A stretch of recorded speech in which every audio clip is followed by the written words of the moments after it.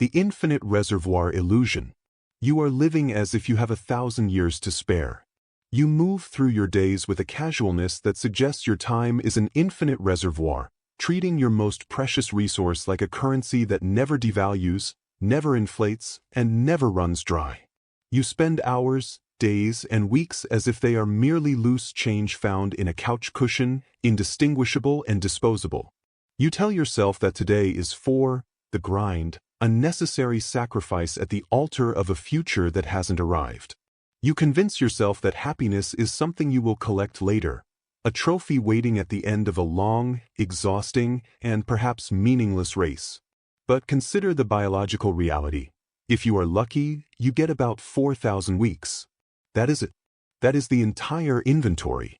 Yet, we operate with the arrogance of immortals. We push the things that make our hearts beat faster, passion, connection, wonder, to the margins of our calendar, labeled to be determined. This is the greatest deception of the modern age, the belief in someday. It is a psychological virus that infects your decision-making. Someday I will travel the world. Someday I will start that business I dream about. Someday I will finally spend quality time with the people who actually matter to me. We treat someday as a guaranteed location on a map, a place we will inevitably arrive at once we have suffered enough. But someday is not a day of the week. It is a vague conceptual space where dreams go to die quietly of neglect. The brutal math of Charlie Munger. Charlie Munger, who stood on the vantage point of 99 years of human history, understood a brutal, mathematical truth. The math of someday never adds up. Munger was a master of inversion, solving problems by looking at them backward. If you wanted to guarantee a life of misery and regret, how would you do it? You would simply wait. You would wait for perfect conditions. You would wait for financial certainty. You would wait for permission. Most people spend their entire lives preparing for a life they will never actually lead. They are professional rehearsers for a play that never has an opening night. They spend 40 years building a stable foundation, pouring concrete and laying bricks, meticulously planning the architecture of their existence, only to realize that by the time the house is finished, they are too tired to climb the stairs and too blind to see the view. In economics, we understand opportunity cost, the value of what you lose when you choose one alternative over another. But we rarely apply this to our existence. The opportunity cost of a decade spent in a career you hate isn't just the lost joy, it is the atrophy of your soul. It is the memories you didn't make, the risks you didn't take, and the version of yourself that withered away in a cubicle. Munger knew that compound interest applies to more than just money, it applies to habits. If you compound the habit of delaying gratification for decades, you don't end up happy. You end up being an expert at delaying gratification. You become a wealthy miser of your own time. The waiting room of existence. Look closely at the people around you in the subway, in the office, in the mirror. They aren't living, they are waiting. They are in a state of perpetual suspension, a purgatory of their own design. They are waiting for the weekend to feel alive. They are waiting for the promotion to feel successful. They are waiting for the kids to grow up so they can have hobbies. They are waiting for the bank account to hit a magic, arbitrary number, the number that will finally grant them permission to be free. This is not a strategy for success, it is a tragedy of the soul. You are trading the absolute certainty of now, the only reality that actually exists, for the flickering, uncertain possibility of then. In the world of rational investing, that is a losing trade every single time. You are selling your gold for a handful of lottery tickets. The danger of someday is that it feels productive. It wears the mask of ambition.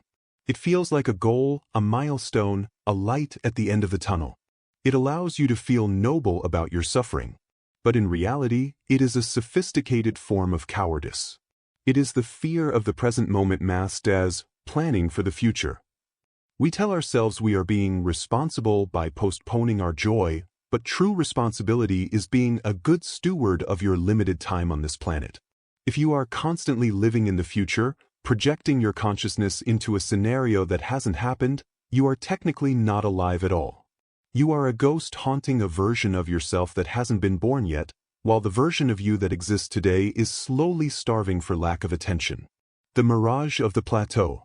We are taught to worship the hustle, to sacrifice our health, our relationships, and our sanity at the altar of accumulation.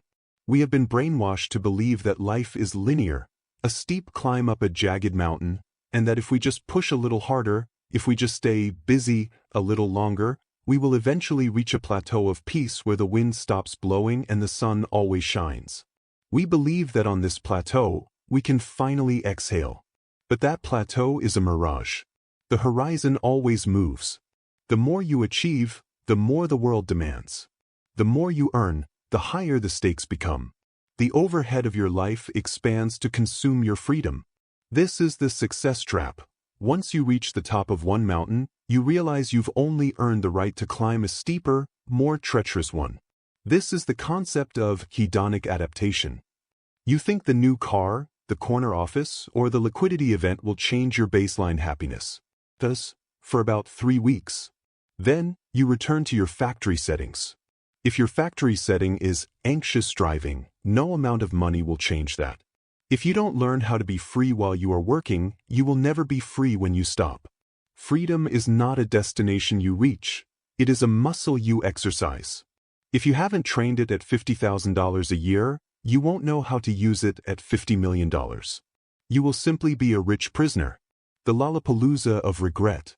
Think about the Lollapalooza effect, a concept Munger often discussed regarding the compounding of multiple factors acting in the same direction.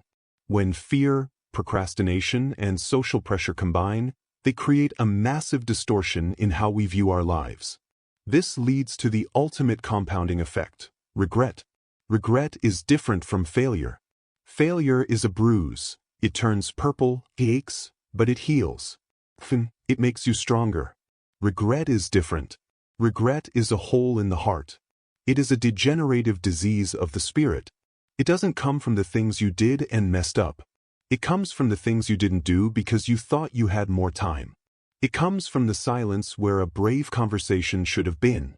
It comes from the realization made at 90 years old that the perfect moment to take that risk, to say, I love you, to write that book, or to leave that toxic marriage was actually 20, 30, or 40 years ago.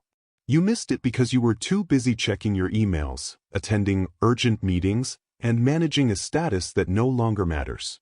You were optimizing for a resume that will be thrown in the trash the day after your funeral. There is no future you. The rational exit from this trap is to realize a profound psychological truth. There is no such thing as future you. We tend to view our future selves as strangers, people who are more capable, more disciplined, and more rested than we are. We dump all our dreams and burdens onto this imaginary stranger. Future me will handle the diet. Future me will write the novel. Future me will be happy. But there is only now you in a different set of clothes, with perhaps a few more wrinkles and a bit more back pain. If you aren't the kind of person who can find peace in a quiet Tuesday afternoon today, you won't magically become that person when you retire. Money magnifies your habits. It doesn't change your character. If your habit is waiting, money will just buy you a more expensive waiting room with better furniture and a nicer view of the clock. Munger's 99 years of wisdom teach us to stop asking, when will it be my turn? And start asking, why am I waiting for permission from a world that doesn't care if I live or die? The universe is indifferent to your timeline. It does not owe you a long retirement. It does not owe you a golden year. It only offers you this specific moment. The curtain call. Stop treating your life like a dress rehearsal. The curtain is already up. The lights are on. The audience is watching. There are no do-overs. There is no sequel. Stop decorating your prison of busyness and start looking for the exit. Wealth is not having the most toys. Wealth is having the most choices. And the most important choice you can make today is to stop postponing the person you want to become. Subtract the noise. Delete the someday. Stop lying to yourself about the perfect time to start living. Perfection is the enemy of execution. Do it messy. Do it scared. Do it now. Because the only thing you truly own is the breath you just took. The one you're about to take is a gift you haven't received yet. Everything else, the plans, the promotions, the promises of the future, is just an illusion. Don't wait until you're 99 to realize that the life you were looking for was happening in the cracks and crevices of the life you were trying to escape. Wake up. Your life is not a down payment for a future that may never come. Your life is happening now.